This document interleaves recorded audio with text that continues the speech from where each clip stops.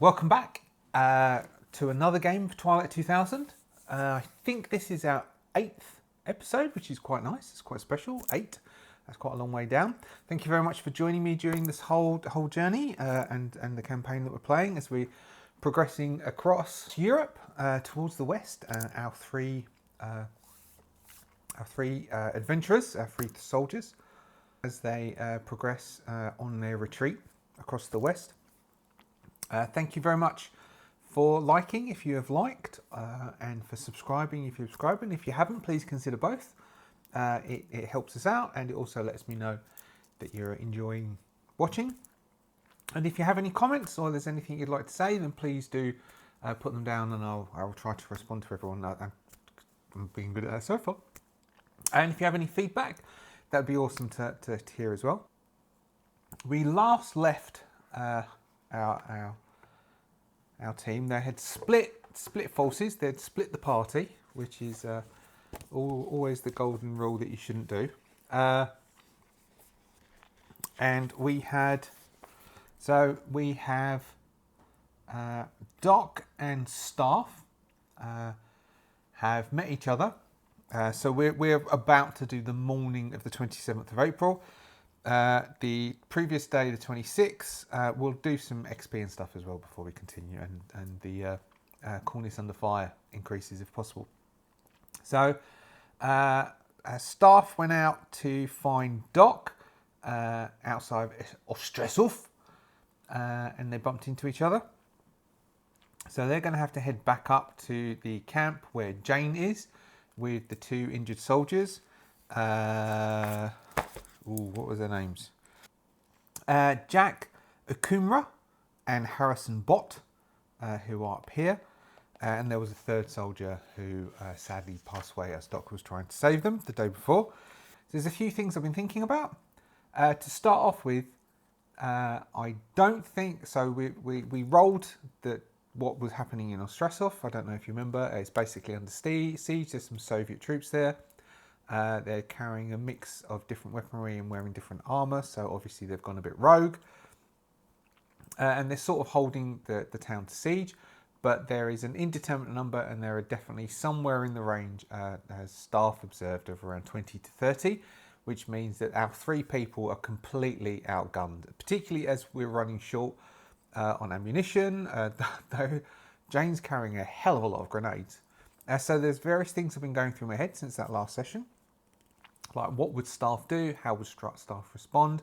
What sort of thing would actually happen? I thought one of the key factors is what we never actually rolled was what the injuries that the 2 soldiers sustained. So as they're heading up, they're going to come back up to... I got distracted, didn't I? They're going to come back up to where Jane is. And Jane is also not that far away from where the ambush originally took place. So though Staff built a camp and hid it, it's still fairly close to where the ambush took place. So they're probably going to want to move from there as well. So the long and the short is, I'm still in 2 minds. What are they going to do? Is Doc going to insist that they go back to Ostrasov? So we'll need to find out and work out a way to do that. But first, I thought it might be important to find out what the injuries, before we do anything else, what the injuries that the 2 soldiers who sustained was. So I will say the first one who has injured legs is Jack Okumra.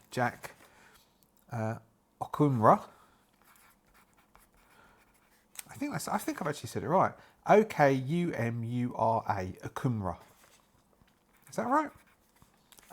And the person who has a chest wound, a torso wound, is Harrison Bott.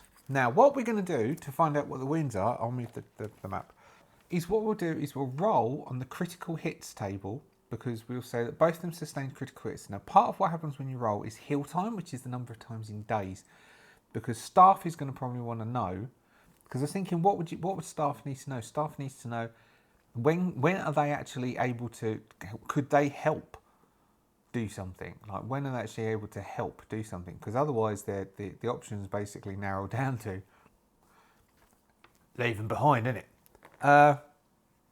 So what we'll do, Jack took a critical injury to the legs. And so what we do on the critical injuries, so we've got to roll a d10. What's that? That's a 6. So a 6 is a cracked hip. Can't run. Mobility is -2, and it takes 3d6 days to heal. So that would be 4, 5. That's 7 days. So that will take 7 days to heal. And how long has he had? So and to heal, I didn't read this the first time around. So what it is at least 1 shift a day. Somebody needs to look after them and make a successful medical roll. And if you do, then that counts as 2 days. So it doubles the healing time. So we had 1 day of that. So we had 1 day of tending. Oh no, we've had 1 day of tending. There was no hit for that day. So we've had 1 day, so that's 2, 3. So 3 days have passed. So he still has 4 days worth of healing left with his cracked hip. But Harrison Bott had a torso wound. What do we got there? A 10? It can't be a 10. A 10 is a heart impaled, instant death. Well, he's obviously not because he's still alive. 7. Oh, man. All right. Cracked spine. He's totally immobile for 4d6 days. Okay, so that's 10, 14 days. So for 14 days and 3, so he's got 11 days left. Harrison Bott has 11 days worth of healing left. Jack Ukumra has 4, though staff doesn't know this yet. So we will do the morning of the 27th, before we do the morning shift, we will do our experience. So as we run down, did we follow our moral code despite risk to ourselves or the group? The moral code of staff is killing the enemy is my job, so I'll do it. Probably not. Can't save everyone, but you have to try. I mean, I think all of them... Oh, yeah, because we had the combat, didn't we? So staff definitely killed the enemy. Okay, I'm going to give them all 1 XP for following their moral code, because they've all basically tried to do that. Big picture, I'm going to give them 2 for that, because they're all trying to... So they're trying to maintain their humanity, and staff definitely was saying to Jane, get home, ignore us, get home. So that signifies that part. Risk something significant to realise... Oh, so we did that one. Did you travel through at least 1 hex? Yeah, they've all done that. Even Doc, because Doc then followed up. Did you overcome 1 or more dangerous event using violent or non-violent means? So I think Staff and Jane did. Doc stayed behind and Doc didn't. Did you risk your life for the PC? Who is your buddy? I'm not too sure about that, because we've got 3 of them. So buddying system, we could just say, did they risk their life for each other, which is just a free XP. So give me 2 seconds. I'll erase things and count up where we are. So Staff has 10 experience points to spend and a total of 20. Doc has 10 experience to spend and a total of 15. And Jane has 6 experience to spend and a total of 21. So we could take Staff's D, close combat, up to a C. That might be helpful. And he did, well, he's not in the last week, but he has used the close combat.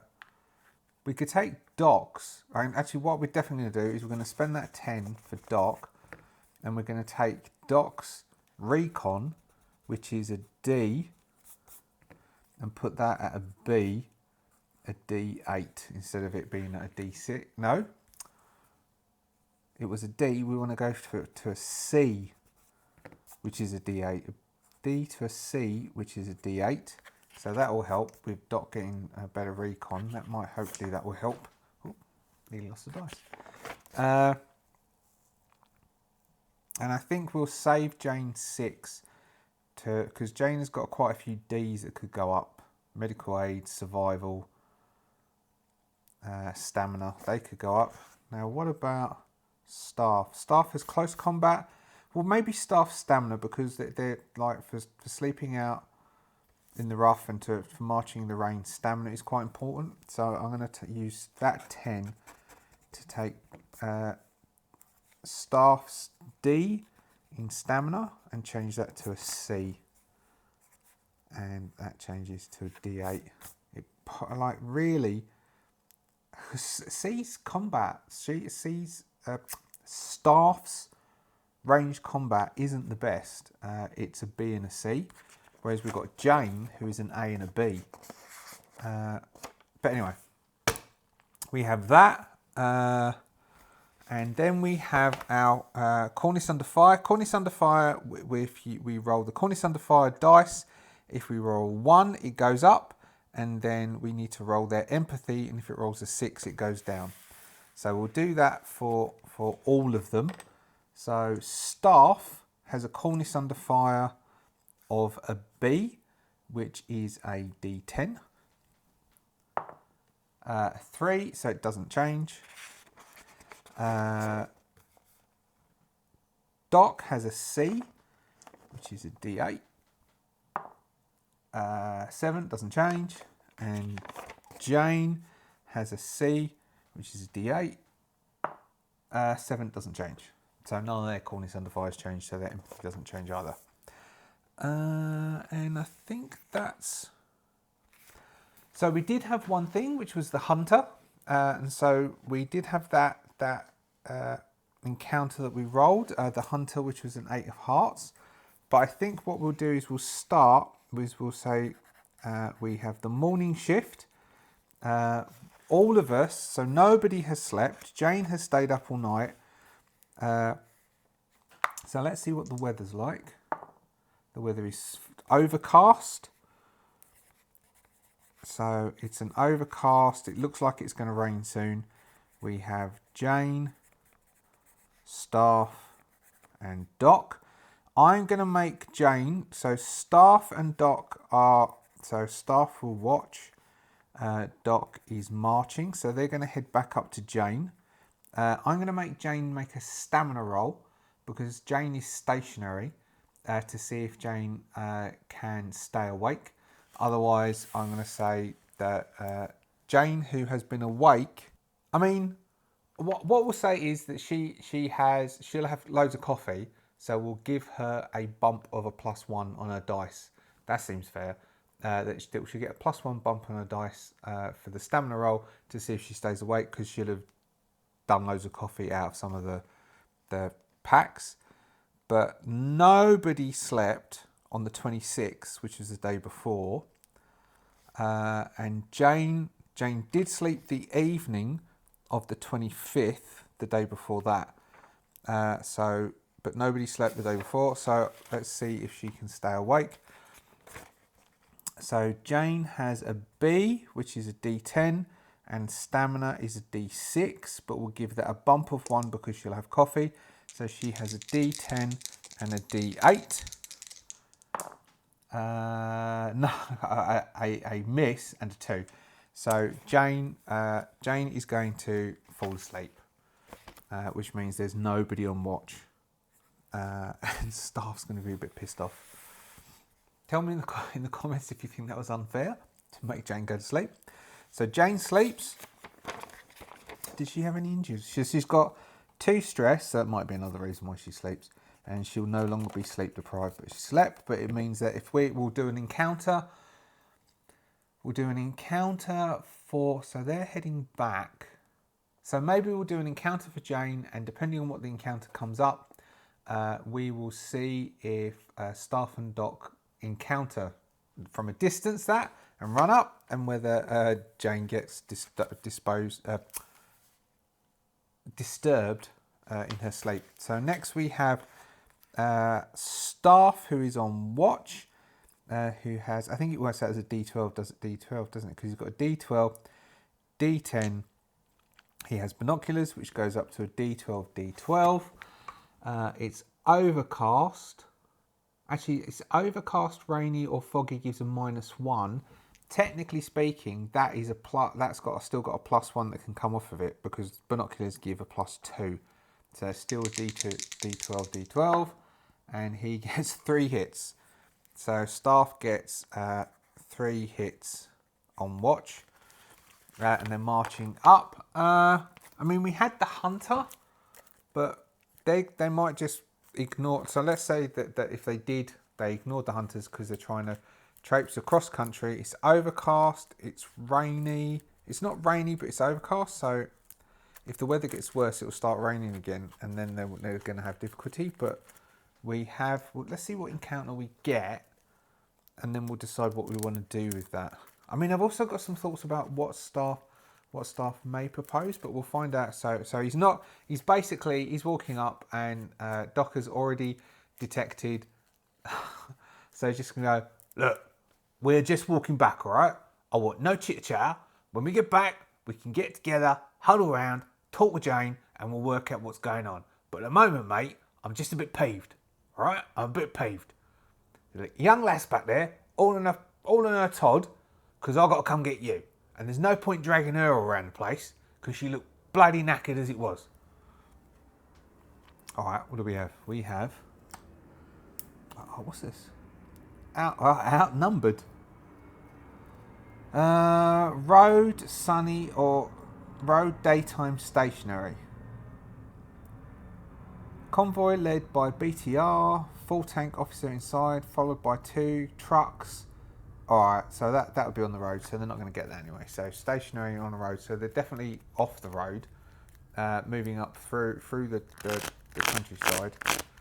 So they're not going to get that. So they don't get that encounter, because that encounter would make sense if they were travelling on the road or stationary. I suppose Jane is stationary.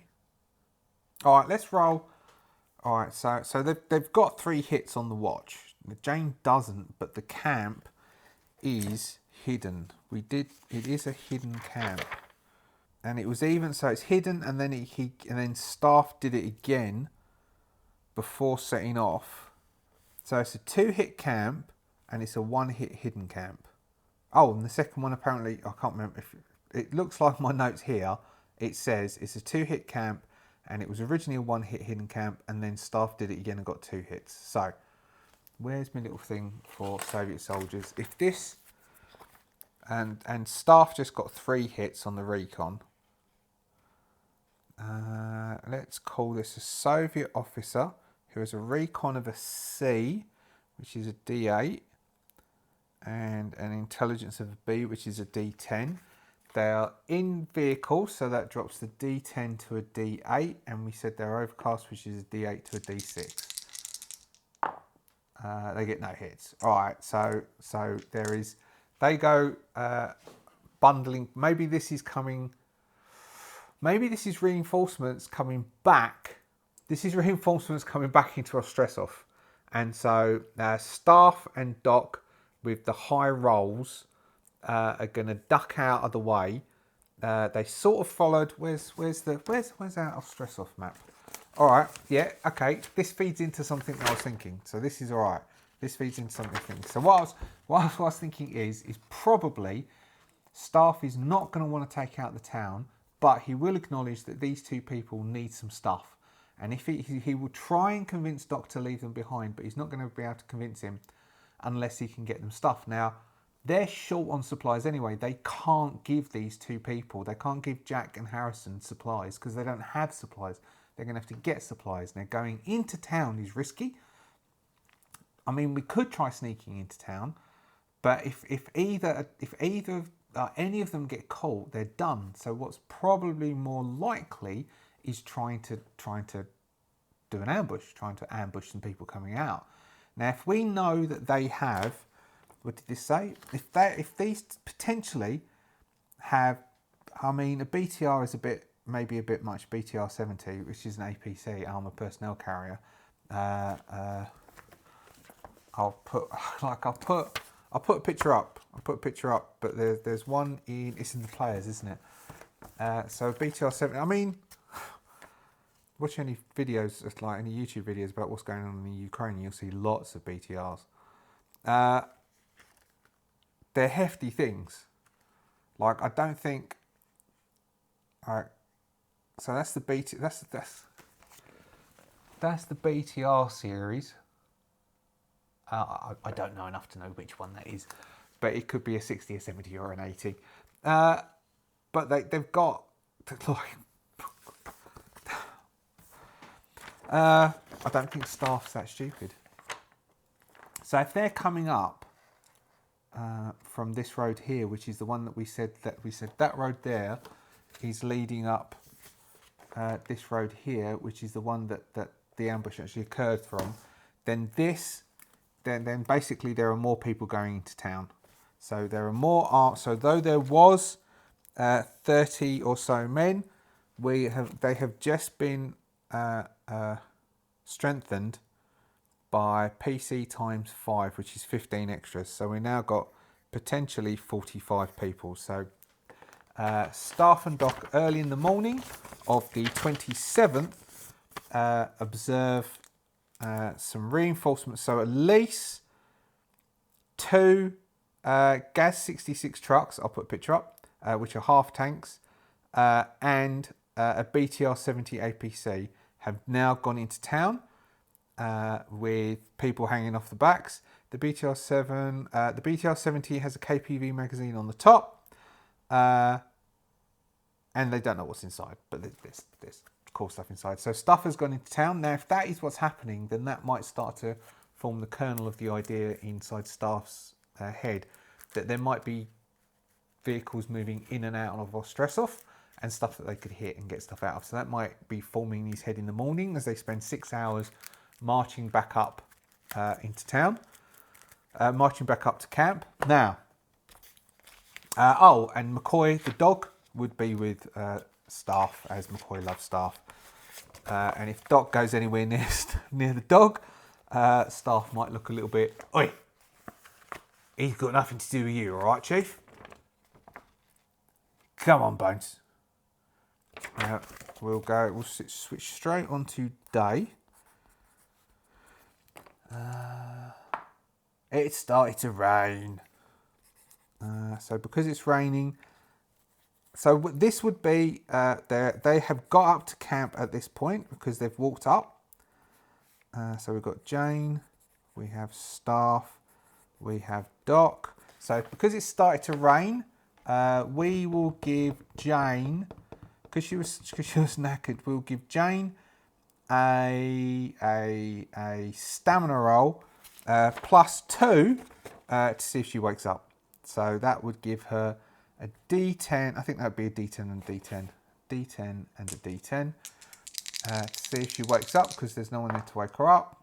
No, so oi, you love, get up. Have you just been kipping? Have you been kipping and not keeping watch? Bloody hell, love. Oh, I'm sorry, staff. Oh, I'm sorry, I was so tired. I'm sorry, staff. Oh, God, girl. What are you thinking? I could have you bloody shot, love. You know that. Sleeping on watch. Oh, staff. Oh, don't worry about it. Did they eat yesterday? Morning? No, I don't think. Oh no. So Jane ate. I don't think so. Let's say staff would have ate whilst walking. So we'll take 1 food off of staff and 1 water. And Doc would have ate whilst he was waiting for staff to turn up. I think what we'll do at this point is, all right. So Doc will actually, what we'll do is we'll end of the shift, because we'll have Doc can then tend to them, and we'll see if he makes the roll. Staff is going to sleep, and Jane is going to feel guilty and watch, and we'll quickly roll that, and then staff will get up, they'll all eat, and whilst they're eating, they can discuss what they're going to do next, and then I can do the role playing. We'll do some rolls, and we'll pull some cards out, and we'll use the table from the character behaviour table from the Parts Per Million book, and we'll see what happens, and then we'll work out what we're going to do for the second half of this episode. So Jane is on watch, which is a C, which is a D8, and a recon, which is a C, which is a D8. So Jane now has a D8, D8, or always has a D8, D8. It's raining, so that's a -1, isn't it? Yeah, -1, so it's a D8, D6. Oh, but she'll borrow Staff's binoculars whilst being on watch because he's feeling terrified that they're going to get caught. So that would be going from a D8 to a D8, D10. She gets 2 hits. 2 hits is a good watch. Staff can easily sleep, so Staff will recover 1 stress and 1 damage and no longer be sleep deprived. And we have Doc, who is going to attempt to tend to Jack and Harrison. Doc has a D12, D10. And I don't know if combat magic counts to that. He gets 2 hits. Both of them recover 2 things. So we have Harrison still have 9 days to recover, and Jack, whose hip is fractured, should be okay in 2 days. They will all eat, and then we will work out what we're doing next. All right. Now, whilst we're all sitting around here, we've got to talk about what we're going to do next.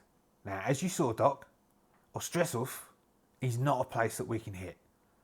They have definitely got a tank. Now, we don't know whether it's got fuel or not. We don't know whether it can move or not. Whatever it's got, it will have batteries and it can turn that turret. Also, you can hand crank it. So that it's slower, they can hand crank it and they can blow 7 bells out of us. We don't know how many rounds they've got. We have to assume they've got enough to hold that town hostage. All right? We also know there's like 30 odd geezers in there tooled up. We know that. Now, they may have bullets, they may have food, we may need both. They've got medkits, we need that too. But we also saw they've got a bloody BTR rolling in and a couple of tracks. Now, that's got to have geezers in it, isn't it? Which means they've just got reinforced. Now, I don't know who's reinforcing them, but there's a good 100 down there, and we can't take that. Jane, love, how old are you? I'll be 20 next year, Staff. You mean you're 19? Yes, Staff. All right. Do we want a 19-year-old to get killed? I don't. I want us all to go home. And this ain't going to work. Now, your 2 geezers there, like one of them has got still 2 weeks, he's on his back, and the other one is hobbling around like an idiot, and I don't know what either of them are going to do, because we've got spare weapons and no freaking bullets. So unless we're going to chuck stones at people, I don't know what we're going to do. Now, what I'll do is let's use the parts per million table and see how possibly Doc and Jane will react. Also, do chuck down in the comments, because I've been trying to think, what are they going to do? Like, it's a moral quandary, isn't it? And I don't have other people to discuss it with. It's not like I can sit around the table like, do we just ditch these 2 blokes and go, we've got to get home? Part of my instinct says, that's probably what we should do. Because we can't go, if we take them with us, we haven't got the food now. That's like I'm crossing stuff out. We're basically, all that food that we got from going into the Marauders is nearly all gone. So, let's see. We have, so what we're doing is we're trying to pull out, and if we pull out a Jack, Queen, King or an Ace, then they will behave differently. I might do 2, might do 1 Jane for one for Doc. So Doc is an Ace, and then we've got Jane, who is a Jack. Okay, Doc, Ace. The character has become distracted by something really useful. Maybe they have found a unit of resources or discovered another boon for the group. It's something worth distracting them from the job at hand.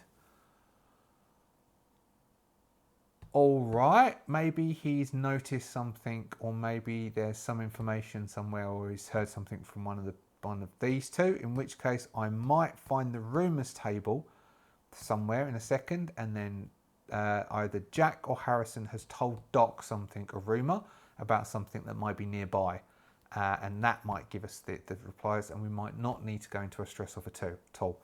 And then we've got a Jack. The character is more self-serving than normal. Maybe they find and take a unit of resources for themselves, stay behind cover rather than return fire, or choose a safe option and let someone else take the risk. So I think what that is Jane is now starting to more see things on staff side. So Jane is going to be saying, look, I'm really sorry, Julian, but we're going to have to go. We can't leave. We can't risk ourselves. Like, enough's gone wrong so far. We need to get back. We've been told to go back. We can't just hang around here any longer. And then what we'll now do is I'll quickly look up. So we've got Jane is... That was weird that we had both of them come up. Jane has now become to be more self-serving, i.e. Jane wants to go home. Jane is starting to move more towards siding with staff now. Let's write that down so I don't forget. So Jane starting to side staff. Okay. I mean, there is parts in the mechanics for trying to switch your buddy. You can change your buddy to somebody else. And basically how, like, I mean, as I said, I think last one or the day before, or the time before, I have favorite. You know, a parent should never have favourites, but we all know they do. We all know they do. And any children, no children should be watching this anyway, but we don't have favourites. Oh no. And if we did, it would be you. All right. Give us a second. I'm going to look and see if I can find the rumours thing. All right, found it. So there are two tables here. There's a radio chatter and there's just plain rumours, which says D10. Okay, so let's just roll a D10 and I will tell you what it says on the rumours bit. A 3. The child of an important political figure in a nearby city has gone missing. The official offers supplies, medicine and gold to live well for the rest of your life for the child's return. However, the rumour also suggests the child might have run away and doesn't want to return. Where are we? I mean, we're not even really equipped to deal with something like that, are we? We don't have enough ammunition. So let's say, the first thing that came into my head was that it's another marauder sort of enclave. They have the child. The team goes in, tries to grab the child and get out. We aren't equipped for doing that. I'm going to roll again. 5. An American unit discovered a sizable amount of gold hidden by the Germans in World War II, but before they could get it packed and shipped out, they were hit by a devastating attack. There's a survivor, though, who knows the location of the gold, and it's enough to buy your way home to a life of ease. All right, but instead of gold, let's have it as a supply dump. Let's have it as an airdrop. There's an airdrop. Oh, okay. All right. What was it called? Black Summer. I think it's the beginning of the second series of Black Summer. It's the post-apocalyptic zombie thing. I think it's Canadian. It's very similar to Last Day Zombie Apocalypse, a game by Ash Baker. What's it? Guerrilla Miniatures channel. It's weirdly, the second series is weirdly similar to Harry Binkins. So basically there's some airdrop supplies and there are two factions who are fighting over the airdrop supplies. How about one of the soldiers tells Julian about there being some supplies somewhere near here. So we're in a stress off. Their crash took place where the blue... Sorry. So the crash took place... The ambush took place here. Let's roll... I don't know. Let's say how many squares? D3 hex distance. A D3 hex distance And then we've got potential, I should know this hex, isn't it? So it's going to be 6. And then potential 6 directions. So we can do a straight line, a D3 in, we'll go from the top. 1, 2, 3, 4, 5, 6. So a D6 and a D3. So a D6, direction 4, 2. So 2 hexes in direction 4. 1, 2, 3, 4. 1, 2. So does that make sense? Okay, here. So this hex here, somewhere in these woods. Can you see those woods? I don't know if you can. Somewhere in these woods here, they found an airdrop. Oh, this kind of works. Somewhere in this field, in this here, they found some airdrop supplies, and we will randomly roll what they are. There will be, so as we don't give them too much, there's either going to be 2 of the following 3: medicine, food, ammunition here, and they will, so we know it's there, but it so happens going to be that there will be a randomly determined number of troops from a stress off who have come out here. So we know that there's this. We also have staff who's been formulating an idea of like doing some guerrilla hit and runs on some of the people coming out. So staff. So whilst they're talking, now there is one thing, staff. Yes, Doc. One of the Jack, whilst I was putting his hip in place and fixing it up, Jack was telling me that they had just been sent to scout out some airdrop supplies that have been to the south of Estresov. Not that far south. There should be a supply drop that's been dropped and hasn't been collected yet. We should be able to, if we can scout around the ambush area, we may be able to find some maps that might have that area marked. Are you sure, mate? Like, it was a bit turned over. So let's have them. So we will do, so this would be, so evening. All right, Doc, you sleep. So it's still raining. Oop. Jane will watch camp. Staff is going to go down and, so we'll do an explore, but he's going to do a search. And then Doc is going to get some sleep because Doc was tired. And then we're trying to basically find the map. And if we can find a map, then we know that where there's some supply dump, and then that gives us a way that we can go and get supplies. We still don't know about, but maybe we can, maybe we can have, Jack, who's only got 2 days, Jack might need to join us. The only problem is Harrison. Harrison's got 2. Maybe they can join, or they'll join us for a while, and then they'll split off and go somewhere else, which means that we then will have 5. Which means that there's bigger things that we can take on. It doesn't mean combat's going to take a lot longer though. All right, that's interesting. That might work. We might have, so Jack and Harrison will roll up, find out what they are, and then we'll need to equip them. But at the moment, we're having enough problems getting ourselves going.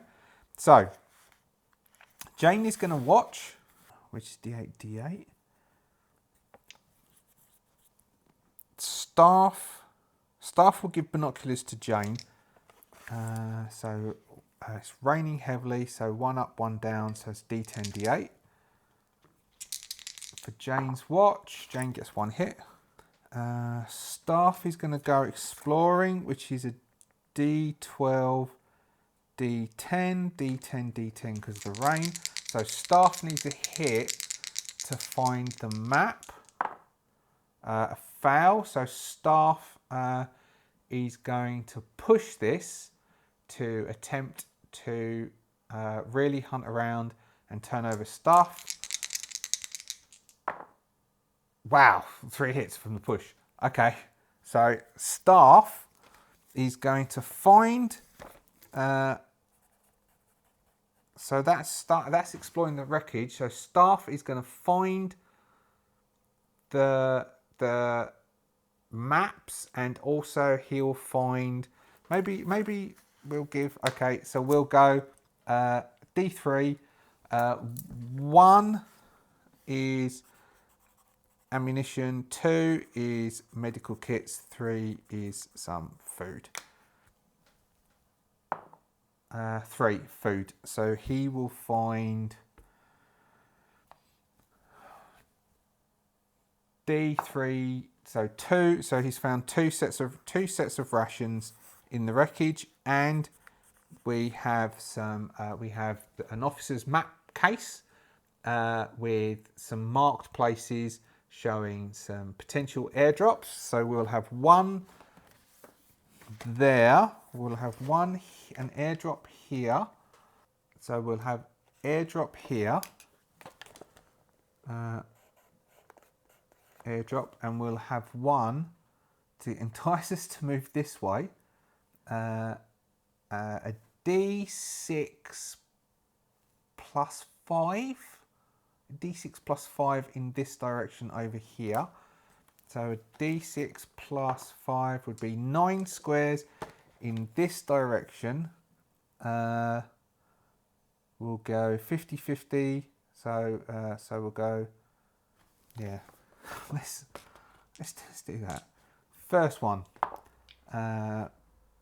this way, 50-50. Second one, 9 here. So I might have cut that one out. And so what I basically did was, starting as of stress off, I did a 50-50 each one. So 1 to 3, 4, 5, 6, and it ended up that there's another airdrop marked on this map here. So we'll go and get this one, and then once we start getting to here, then we know there'll be supplies here, and then there's a percentage chance that it may have already been picked up and may already be here. So we definitely know about an airdrop which is here. So one of the things it says in the book for the referee's manual is that you can't starve your players of resources. Give us a second, I'll try and find it. So what we have is so principles of the game, advice for referees. Resources are scarce. To survive, the PCs must hunt for resources. Fuel, ammo, food, medicine. It's your job to make them fight for it, but don't make the resources impossible to get. If the PCs, against all odds, come across a large... then it says, if they come across loads of stuff like an APC or something, make them fight for it. But what we're basically doing is we're not starving them to death, because otherwise it's not a very fun game. So we're giving them supplies, and as solo players, we have to switch between being the DM and being the player. We just like to switch between the two. And so as the DM, we're giving something ahead for the players ourselves to hunt towards. I mean, it's quite a long way out, and we know that takes, because it's taken us long enough just to travel this. So we now have like, it's marked on the map. It could be there. It was only hit yesterday, day before. All right, I've got the map. There is at least 2 dumps, at least 2 supply drops, at least 2 caches here. Now one's off, way off, but we can head that way, which means that we're heading towards something, heading towards some food, heading towards something, right?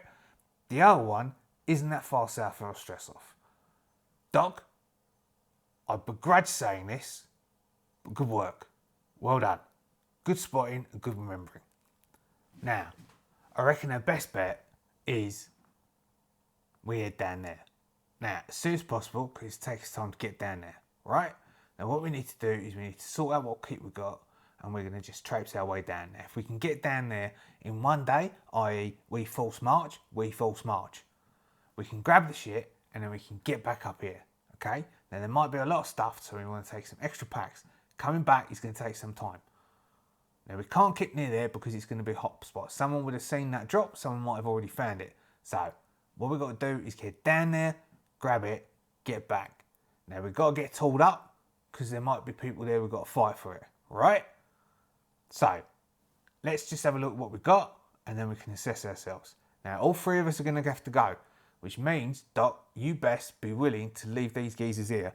Now, we all need to have a good night's sleep tonight, and tomorrow we are going to go down and we're going to grab that stuff and then we're going to get back. Okay? What do you all say? I think I agree with you there, Staff Sergeant. I think that's a very good plan and it's best way to get down there. Definitely when I was down in Ostresov, that does not look like a place that we can actually assault.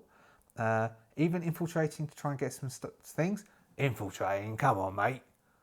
You're not infiltrating anything, are you? Oh, yes, Staff Sergeant. But I still agree that we need to head down. Now, the problem is trying to get through around Ostresov, maybe to... No, it's not. We'll be able to get around Ostresov. Yes, Staff Sergeant. So we'll get down and then we'll get back up. Yeah. Thanks, mate. Jane? I'm with you, Staff. Well, whatever you say, I reckon we'll go. I'll go with you, Staff. Don't worry about it. Good work. Good work, love. All right. Let's assess what we've got and then we can decide what we're going to take. All right. I'll just have a look how much ammunition and how much stuff they've got, which I don't think is a lot. All right. So we are running really low on ammunition. We have 3 reloads, including the one in the AK-74. We have Julian's handgun, the M1911. That has plenty of ammunition for it. We have Staff's HP-35. He has quite a lot of ammunition for that, and he also has quite a lot of ammunition for his L96A1, which is his sniper rifle. We have 1 reload for the shotgun, so that's 5 shells, which is in the shotgun. And we have Jane's M16A2, which has 1 magazine, which is in it. She has a law and a hell of a lot of frag grenades. And that's basically it. So for long arms, we are running short on ammunition. And so I think we're going to definitely say that the drop will have ammunition. So we also have our spare M16A1, which is Jane's old rifle, which needs some work done on it. We're also going to have to do some gun cleaning. We haven't done that, so I'm going to have to. I'll write that down. Clean guns. When we get back, clean weapons. We'll need to do a shift of just cleaning everything we've got and then sorting out what we've got. We'll definitely say there's ammunition in those cases, so as we can then re-equip with ammunition. And then there might be, we need medical supplies or food. So it'll be medical supplies or food, which is bound to be medical supplies. Okay, so that's what we've got. So what they will do is we will finish off tonight, and then we will maneuver down there in this session, and then we will do the same as we did the other session where we will open. I'll tell you what, we'll open the session together, and we will roll what the opposition is, and then I will set up the table, and then we will play through them fighting for the resources. So we'll finish off today, and so we're already in the evening shift. So Doc has slept, Jane has slept in the morning shift, and then Staff slept before then. So what we'll do is, so Doc slept just then. Doc has got no injuries, but he's no longer sleep deprived. Oh yeah, we've got that temporary radiation. I need to look up what the temporary radiation would do. I'll do that now. I'll quickly do that now. All right, so you lose 1 temporary rad per shift, and if you roll a d6 every time you would lose a rad, if you get a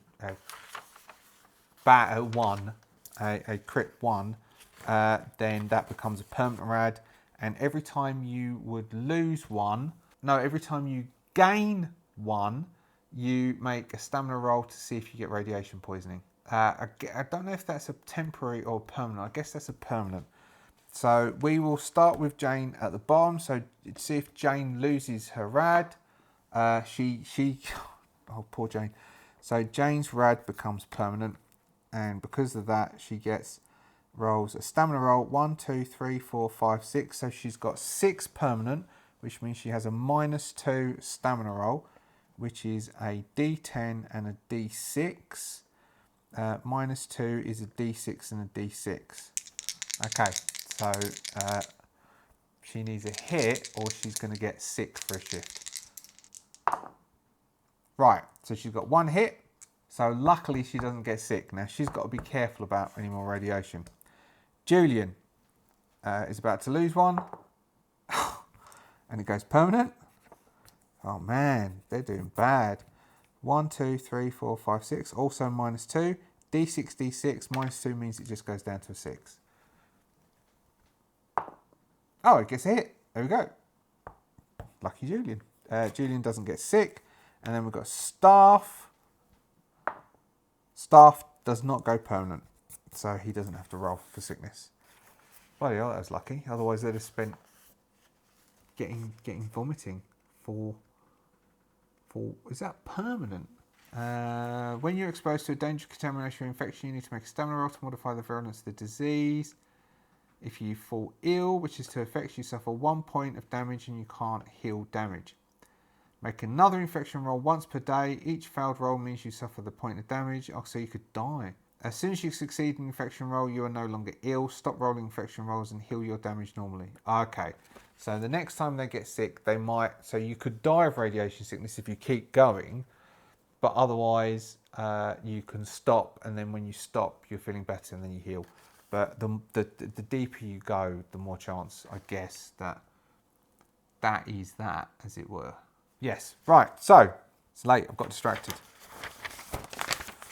So we are on the night shift. Let's see what the weather's like. It's fine, so it's still raining, so it stayed the same. We have Jane, we have Staff, we have Doc. Everybody has now slept, so we might just go. So the last shift, Doc slept. Staff is not going to like Doc keeping watch. Staff slept in the day, so Staff will keep watch. Staff is going to sleep. Insist that Jane sleeps. Did we do tending this day? Morning, yes, during the day shift. And Staff is going to tell Julian to sleep. So Staff has a watch, which would be a D12, D10. No, D12, D12 because of the rain, and it's night time, so we'll drop it down to a D10 because it's -2, cloudy night. 2 hits. All right, so there is a chance that a patrol from from a stress off might come in and bump into them, in which case we will go over and I will do a theatre of the mind combat, and we'll see how big this patrol is, and maybe Staff will go out and see if he can utilise his new... Staff will wake Jane up and take him and Jane out and see if they can take on these people quietly if I do turn something up. But we will do one. We will do one and just go over a bit. Okay, what do we got? What do we got? So this one's tempting. This one's tempting. This one's tempting to do a quick theatre of the mind of. So you'd have seen it up on the screen. So this is what came up. Okay, so we have, sorry, not that camera. A pound of flesh. Hunters gathered around a campfire eating freshly cooked meat. They don't want to share and are eager to make the PCs move along. With a recon roll, the PCs spot a bloody shoe or a piece of clothing. These hunters have turned to cannibalism and will get very aggressive if found out. All right. Okay, so. Okay, what we're going to have is, there's some noise out. Okay, all right. So what did Staff roll 2 hits? Okay, I'm going to roll. Okay, I'm going to roll for Hunters Recon, which is a C, and a C, which is a D8, D8. Okay. 1 hit. Okay, so Staff has advantage, and moving stealthily is recon. So Staff is he's keeping watch, and there's a noise out in the woods, and then it's close enough to camp to make staff be a bit concerned. And it's the middle of the night. It's like, I don't know, what's this during? This is day or night. It's like late at night, 1 a.m. 1 a.m. and then there's a bit of light starts to light up not that far away from the camp, so staff can see it. It's within a short walk's distance, which makes staff a bit worried because there's something out there, and there shouldn't be something out there. So he's going to put a hand over Jane's mouth and give Jane a little bit of a tap and wake Jane up, and then shove the shotgun into Jane's hands and basically go like, shush, point over to the light, and then signal that he's going to go over to look and she's going to wait here and keep watch. I don't know if those are official hand signals. I could have Googled them, but I just made those up.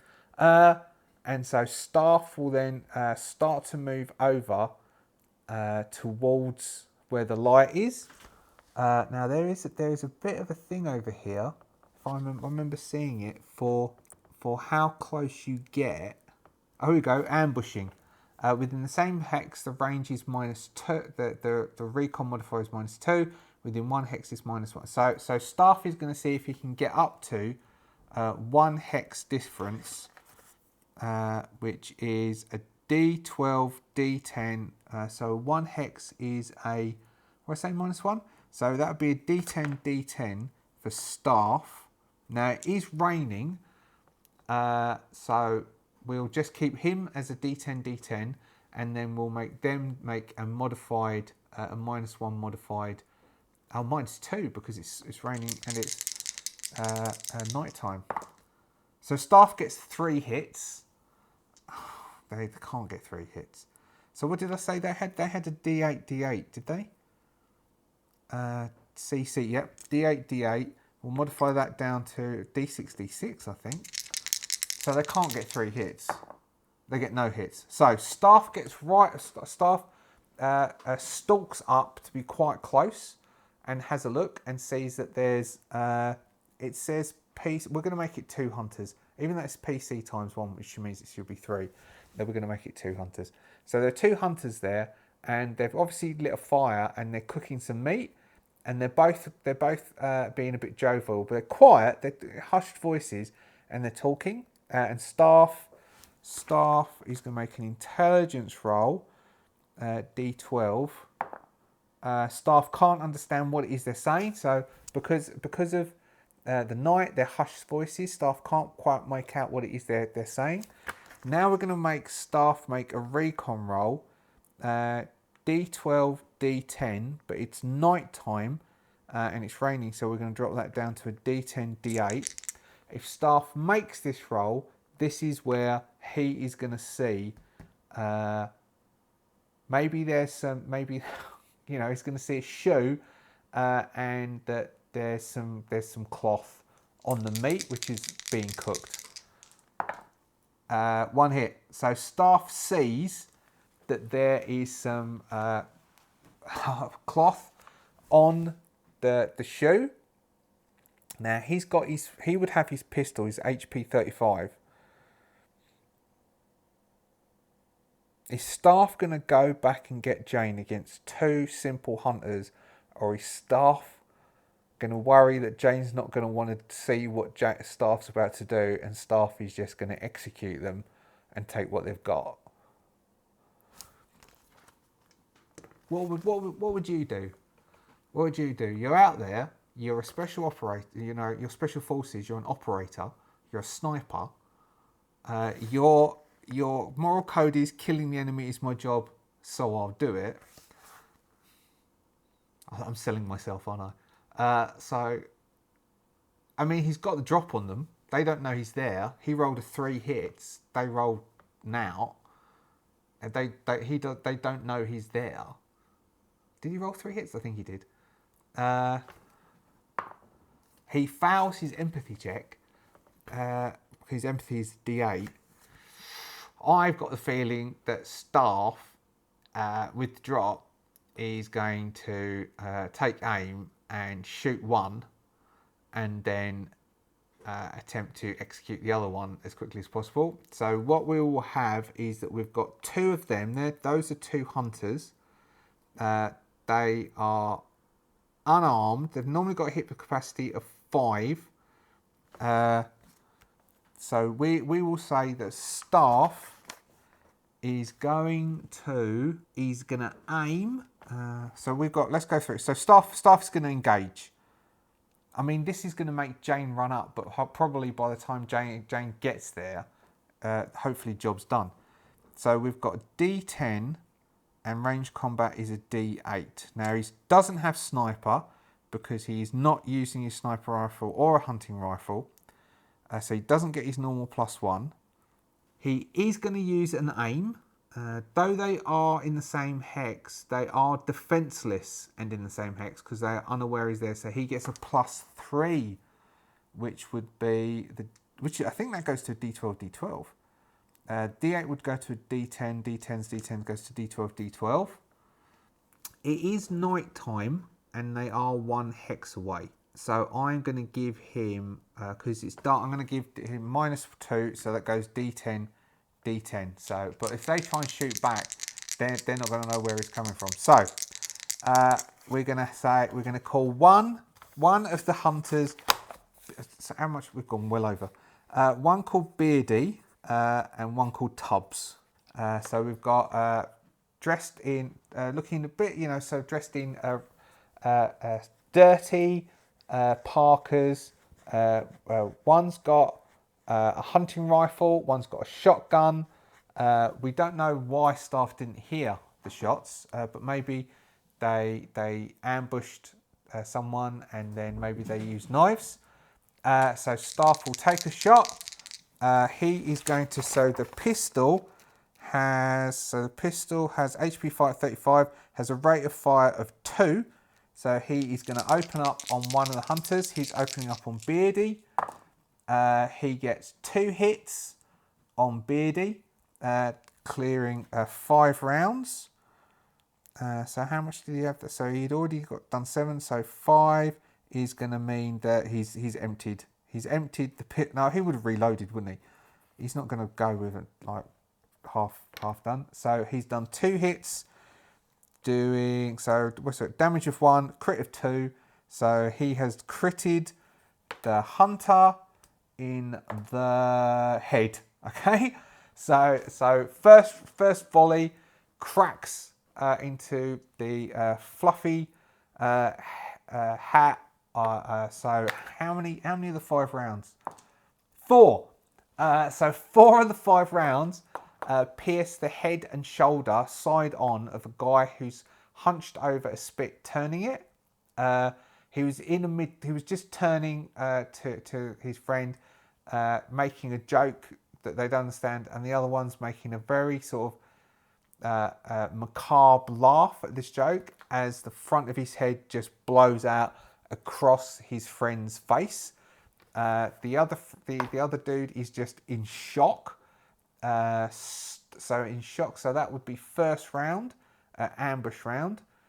The dude is going to have to make a coolness under fire, which is a C, which is a D8. He fails that, so he's shocked. The other hunter is just frozen. As Staff will make, so if he moves as a quick action to move in, he doesn't get his aim, which means that he's on a -1, which would be, so what did we make that? That was a D10, D10, wasn't it? Yes, because we've got D10, D. So that would be, a -1 would be a D10, D8. So his shock, so Staff is going to come in closer. If Staff comes in closer, I might keep that as, so even though he doesn't have the quick shot, the aim, he's basically moving up to point blank. So I'm going to negate the fact that he doesn't aim and still give him a D10, D10. So he's going to move in to the other hunter and then potentially empty the rest of the gun into the other hunter who's standing there shocked. In this tiny little clearing, there's just a couple of logs, a small, very simple fire. We'll then decide that, so whatever food they've got we'll ignore, but they might have water bottles and they've got a shotgun and a rifle and hunting knives and warm clothes that we can take back to the other two.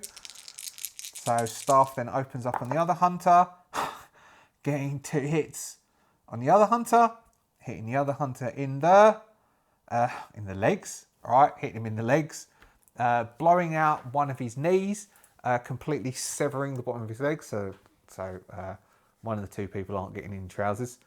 And the guy screams and then goes into shock.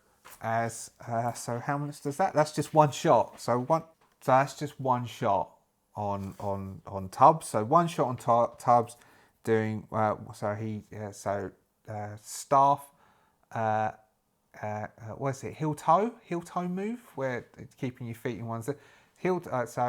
Gun pointed, heel toe moves up with quick speed, and then cracks one into Tubbs' knee, blowing the bottom of his leg out. And then let's see. So killing blow. A person who is incapacitated by damage is defenseless. If it's a human being and you want to kill them outright, you must foul an empathy roll. If the roll succeeds, you simply cannot force yourself to commit the deed. Even if the roll fails, and you do kill them, you suffer 1 point of stress. Okay, so Staff is going to attempt to execute the guy who's shot in the leg, who's screaming. He fails the roll. He takes 1 stress, and he puts 1 round between the dude's eyes. You sick bunch of... At this point, Jane will come running up, and out of breath, shotgun locked into her shoulder, scanning the area. It's all right, love. It's all right. Job done. Deed done. These sick geezers were eating someone. What? What do you mean someone, Staff? I mean someone, love.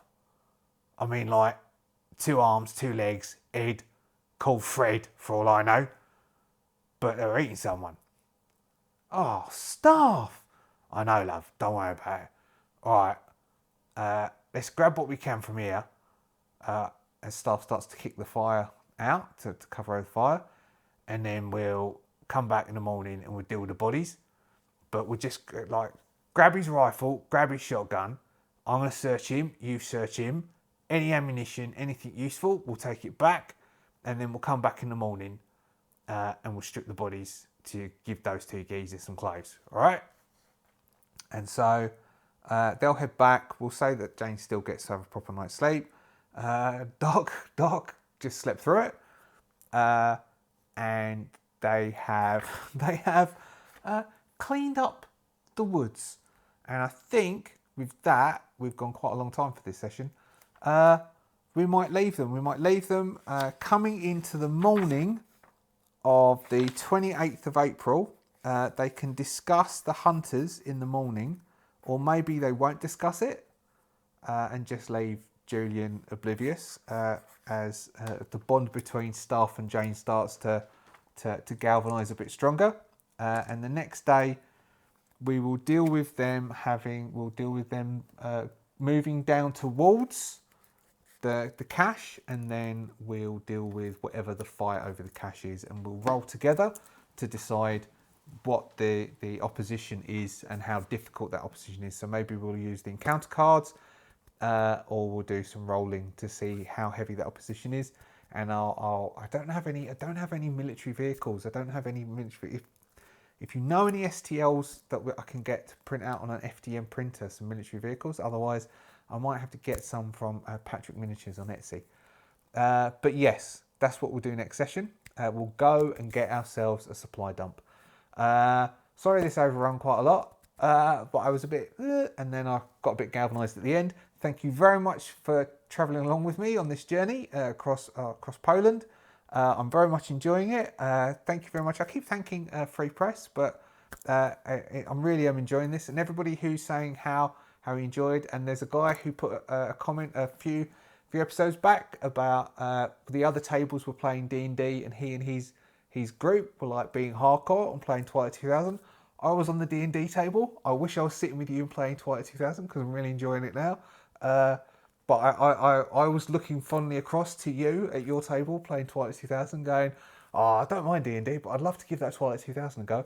Awesome game. If you get a chance, do give it a go. As the numbers on our subscribers are going up, I'm thinking of doing a giveaway of a box set of Twilight 2000. Let me know in the comments if you want me to do that. I'm more than happy to try and source one and do a box set of Twilight 2000 to give out to everyone, because I think it's very big support. Anyway, thank you very much. I'll stop wittering. Thank you for subscribing. Thank you for following along, and we will rejoin the crew in the next game of Twilight 2000. See ya.